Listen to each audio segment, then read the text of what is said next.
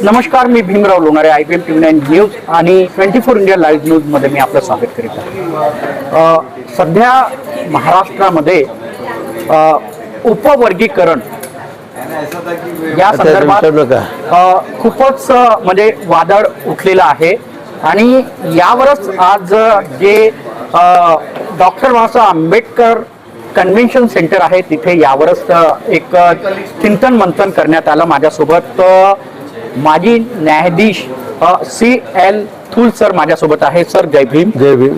काय सांगाल सर उपवर्गीकरणासंदर्भात? मी आज जनगणनेवर बोललो. जनगणनेच्या बाबतीमध्ये मी तयारी करत होतो. मी अजूनही ते जे जजमेंट आहे त्या जजमेंटचा मी अभ्यास करून राहिलो. मी 2 वेळा वाचलं. अजून त्याची मला पूर्ण तयारी व्हायची आहे माझी क्लासिफिकेशन. आणि जोपर्यंत आता यांनी तो अहवाल जो बदल समितीचा आला म्हणतात तो लोकांना दाखवलाच नाही. त्याच्यामुळं काय अजून त्या बंद बसत्यात आहे ते काही बाहेर जोपर्यंत येत नाही तोपर्यंत आज आपल्याला उपवर्गीकरणावर कॉमेंट करणं आमच्यासारख्या अभ्यासू माणसांनी आणि ज्याला लोक म्हणतात किंवा तुम्हाला सर्व माहिती आहे त्यांनी कोणतंही कॉमेंट या स्टेजवर करणं का. मी अभ्यास केल्यानंतर याच्यात पूर्णपणे बोलेल की त्याच्यामध्ये चंद्रचूडचं काय म्हणणं आहे, त्याच्यानंतर बेला त्रिवेदीने काय बोलली, त्यानंतर तुमच्या चंद्रचूड आपल्या त्या कोणाच्या आधार कोणत्या इंदिरा साहनीच्या आधारावर जजमेंट आहे, तर चंद्रपाल रेड्डी काय म्हणतो, कृष्ण अय्यर काय म्हणतो, आणखी बाकीच्या लोकांच्या सगळ्यांचा अभ्यास केल्याशिवाय आज त्याच्यावर कोणत्याही प्रकारे मला कॉमेंट करणं हे मला वाटते की अर्धवटपणाचं लक्ष. मी त्या तुम्हाला आम्ही जनगणनेबद्दल सांगू शकतो, बोलू शकतो, पण आज मी उपवर्गीकरणाबद्दल माझी तयारी नसल्यामुळे मी जोपर्यंत पूर्णपणे तयार होत नाही तोपर्यंत मी कोणतं. पण महाराष्ट्रामध्ये वादळ उठलेलं आहे. वादळ उठल कारण की आम्ही पूर्णपणे अभ्यास करत नाही. माझं काय म्हणणं आहे की जोपर्यंत तुम्हाला पूर्ण अभ्यास करत नाही. आता उपवर्गीकरणाचं काही लोकांनी सांगितलं की त्याच्या बदल कमिटीमध्ये ह्या जातीला एवढा पर्सेंटेज मिळाला, त्या जातीला तेवढं पर्सेंट मिळालं. त्याच्यामुळं काय झालं आणि काय नाही.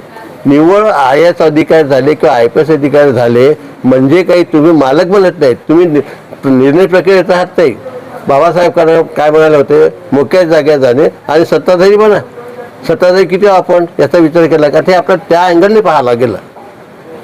तुम्ही IAS अधिकारी झाले काय तर तुम्ही सर्वंटच आहात, तुम्ही मालक कुठे आहात, निर्णय प्रक्रियेमध्ये काय तुम्ही. SC समाजाचं पण 13% आरक्षण आहे. कुठे कुठे आहे आज आपल्याला दिसते महाराष्ट्राची गोष्ट. त्याच्यामुळे आपलं किती आमदार कमी झाले पाहिलं का तुम्ही, किती खासदार कमी झाले पाहिलं का, 48,000पैकी कितीवर आलो आपण. उपवर्गीकरण होणार तर मग उपवर्गीकरणाचं तुम्हाला आज माहीतच नाही काही ना. तुमच्या जो आहे का काही की काय केलं उपवर्गीकरणामध्ये SC मध्ये जितक्या जाती आहेत त्यांना कोणाकोणा किती पर्सेंट मिळाले माहीत आहे का. आहे का माहिती आपल्याला. आज तुम्ही सांगा, तुम्हाला मला तर नाही माहिती. जोपर्यंत ते माहीत होतं तो पण त्याच्यावर कमेंट काय करणार. जनगणने संदर्भात काय जनगणने संदर्भात माझं म्हणणं आहे काही लोकांचा असा भ्रम आहे की बौद्ध लिहिलं महार लिहिलं तर बौद्ध संख्या धर्माची तुमची संख्या कमी होत नाही. तुमची जात जसे अनेक शेड्यूल कास्टवर 75 जाती आहेत त्यांच्या हिंदू लिहिलं त्याच्या जातीमध्ये त्याचं कमी होते का. तसं बौद्ध लिहिलं त्याची बौद्ध ही कमी संख्या होत नाही, ती वाढतच जाईल. जे महार नवबौद्ध लिहितात किंवा बौद्ध लिहितात ते अल्पसंख्याही नाही राहत आणि नवबौद्धही नाही राहत, म्हणजे त्यामुळे तुमची संख्या कमी होते. परंतु बौद्ध धर्म लिहिला आणि जात जर तुम्ही लिहिलं तर 341चा बेनिफिट तुम्हाला मिळतो.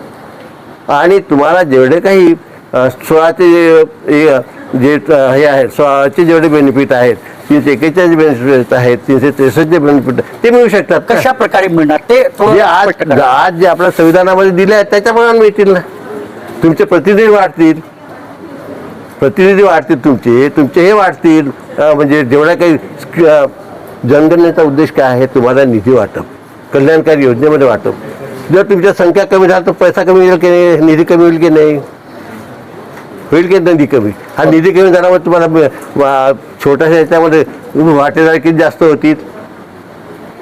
म्हणून त्या दृष्टिकोनातून जनगणनेचा पहिल्यांदा उद्देश तर पहा काय आहे. तर धोरण निर्मिती, पॉलिसी निर्मिती, तुम्हाला त्या लोकसंख्यांचं ते अलग अलग धर्माचं याचं त्याच्या दृष्टिकोनातून त्यानंतर तुम्हाला कल्याणकारी निधी जे आहे त्या कल्याणकारी निधीचा प्रकार हा जनगणनेमध्ये आहे. म्हणजे ते फायदा होणार, नक्की फायदा होणार, नक्की फायदा होणार तो. माझे जे प्रेक्षक आहेत त्यांना काय म्हणजे माझा मी आता जस्ट सांगितलं त्याच प्रकारे आहे की जर तुम्हाला बाबासाहेबांच्या विचारावर जर तुमचा विश्वास असेल तर बाबासाहेबांनी जे तुम्हाला संविधानामध्ये संरक्षण दिलेलं आहे आणि त्या संरक्षणाचं म्हणजे पूर्णपणे 3 जून 90ला ज्या गोष्टी सांगितलेल्या अमेंडमेंटमध्ये तुम्ही शीख वगैरे बौद्ध समाजाचा स्वीकार केला तरी तुम्हाला त्यांच्याप्रमाणे सगळ्या सवलती मिळतील म्हणजे निधीपासून तर सगळ्या गोष्टीच्या आमदार खासदारचं पर्सेंटेज वगैरे. म्हणजे तुमचं स्पष्ट म्हणणं आहे की जनगणनेच्या रखाण्यामध्ये नवबौद्ध नवबौद्ध लिहिलं किंवा बौद्ध लिहिलं तर तुमचा फायदा जाणार नाही. तुम्ही ना हिंदूमध्ये राहणार ना बुद्धामध्ये राहणार, तुम्ही डिस्क्वालिफाय होणार. परंतु तुम्ही बौद्ध आणि जात महार लिहिली अनुसूचित जाती महार लिहिलं तुमचे बेनिफिट होतील म्हणजे बेनिफिट मिळणार. CL थूल सरांनी स्पष्ट केलेलं आहे की जनगणनेमध्ये किंवा कुणी कर्मचारी जर तुमच्या घरी जर येईल तर बौद्ध आणि महार असं रखाण्यामध्ये नमूद करा असं CL थूल बौद्ध सांगितलेलं आहे. तर जनगणने संदर्भामध्ये आम्ही सरांशी चर्चा केली, उपवर्गीकरणासंदर्भातही चर्चा केली, परंतु सरांनी म्हटलं की मला अभ्यास नसल्यामुळे मी यावर भाष्य करू शकत नाही. आपण बघत राहा IBM TV9 news 24 India live. आमच्या चॅनलला लाईक करा, सबस्क्राईब करा, आयकॉन बेल बटन दाबण्यात विसरू नका. धन्यवाद, नमस्कार, जय भीम, नमो बुद्धाय.